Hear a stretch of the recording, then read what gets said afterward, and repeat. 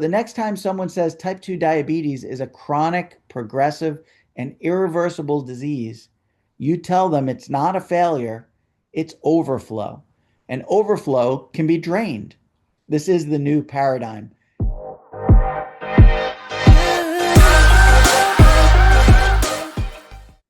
We've been told for decades that type 2 diabetes is caused by insulin resistance, that insulin is the key and the lock is simply broken.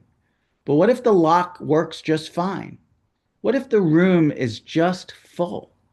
Well, let me explain. Your body isn't broken, your insulin isn't broken. Your cells are overflowing with too much energy. And in today's episode, we're flipping the narrative on type 2 diabetes. You'll understand why you became insulin resistant, what actually causes the disease, and how we can reverse it, not manage it. This is the new paradigm, and it changes everything.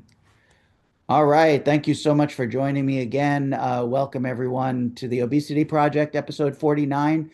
Diabetes is overflow, not failure. So, this is the new paradigm. I got to give props to Dr. Jason Fung, who came up with this philosophy or this hypothesis for diabetes. And I'm just following suit, making sure that you guys understand what's going on. So let's talk about the traditional model and some of its limits. So most of us were taught this. Insulin is the key. It unlocks the cell so that glucose can enter. And in type 2 diabetes, the key stops working.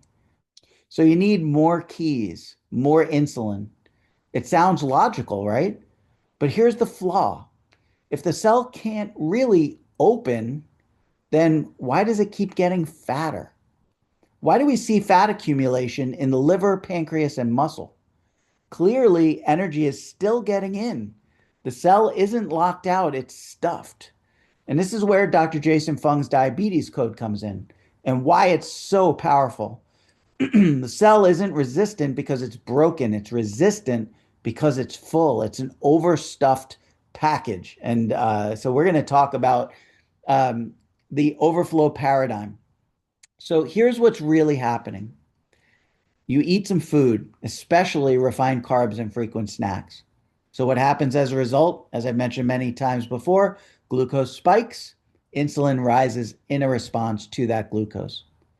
So, but then your glucose plummets, and now you need to eat again because more glucose equals more insulin.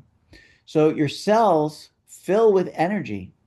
And first the liver, then the muscle, and then the fat. And eventually your body has nowhere left to store that energy, to store that glucose. So it resists more input. And we call this insulin resistance. But it's really an energy overflow. So imagine, you're sitting. Look at the picture below me. The too full piece of luggage. So imagine there's plenty of glucose out. You've got lots of clothing that you want to get into that suitcase. But as the suitcase gets filled and filled more and more, there's a lot of resistance to pushing more clothing into that overstuffed suitcase.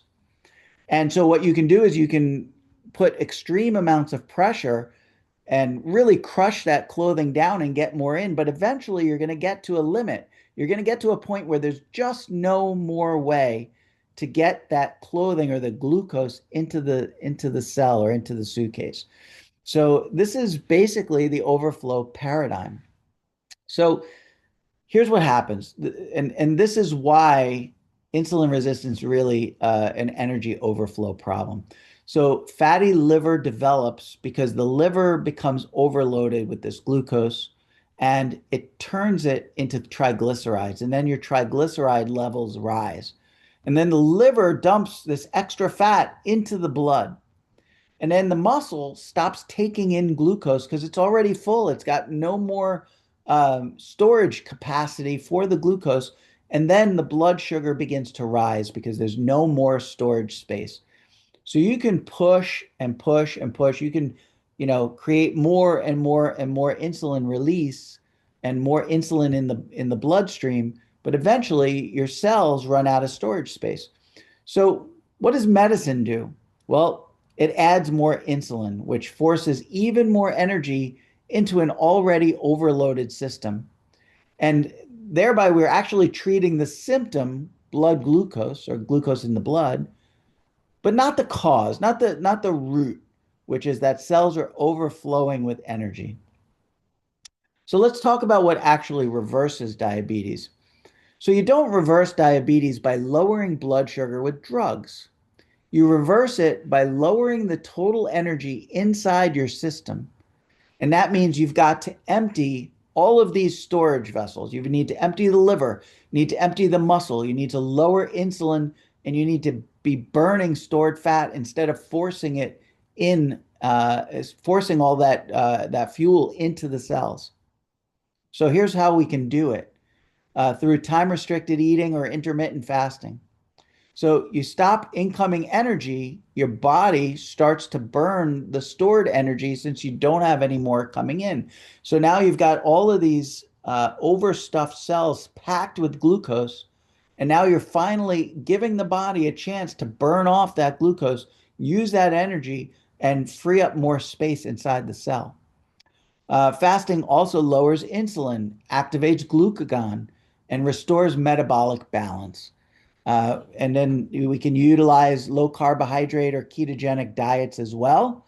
Less incoming glucose from these low carbohydrate or ketogenic diets means you have less need for insulin, which then becomes more fat burning and reduces intracellular fat and liver overload. Then we've got exercise, especially resistance training. This burns glucose and fat and increases your insulin sensitivity in muscles, which then creates new space for glucose storage. Glucose storage, glorage. Then we have to look at sleep and stress management, like we've talked about in several other videos, which can both impact cortisol, which drives insulin resistance when unchecked. Cortisol levels will increase the amount of blood glucose and complicate the problem even further. So we can talk about the Virta health trial of 2017 to 2021, where 60% of participants didn't just treat, reversed their type 2 diabetes. 94% reduced or eliminated the need for insulin and did this all through food, fasting, and lifestyle, not more medication. So remember that diabetes and insulin resistance isn't a disease of broken insulin. It's not a broken lock and key mechanism like we've all been taught. It's a disease of too much fuel in the system and absolutely nowhere to put it. The answer isn't to just jam more sugar into already full cells. The answer is to empty the tank. So you're not broken, your cells are just full. There's no more space to shove all this blood glucose. So the next time someone says type 2 diabetes is a chronic, progressive, and irreversible disease, you tell them it's not a failure, it's overflow. And overflow can be drained. This is the new paradigm. And this is the truth that we must start teaching to patients, doctors, and anyone who's been told that their only hope is a lifelong prescription of diabetic medication or worse, insulin. So we've got to focus on the new paradigm. We've got to give our cells a chance to utilize all the glucose that's stored in it, creating more space and allowing us to fight off much of this insulin resistance and become more insulin sensitive. So I hope this explains to you how insulin resistance isn't a problem of a broken lock and key, that this is an overflow paradigm. This is an overflow problem.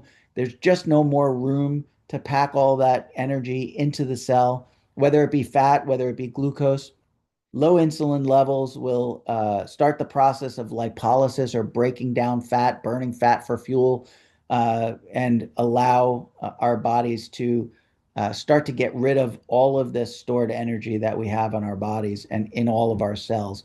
So thank you so much for watching. I appreciate your attention. If you want to learn more about this overflow paradigm, as I mentioned, is Dr. Fung's, great work.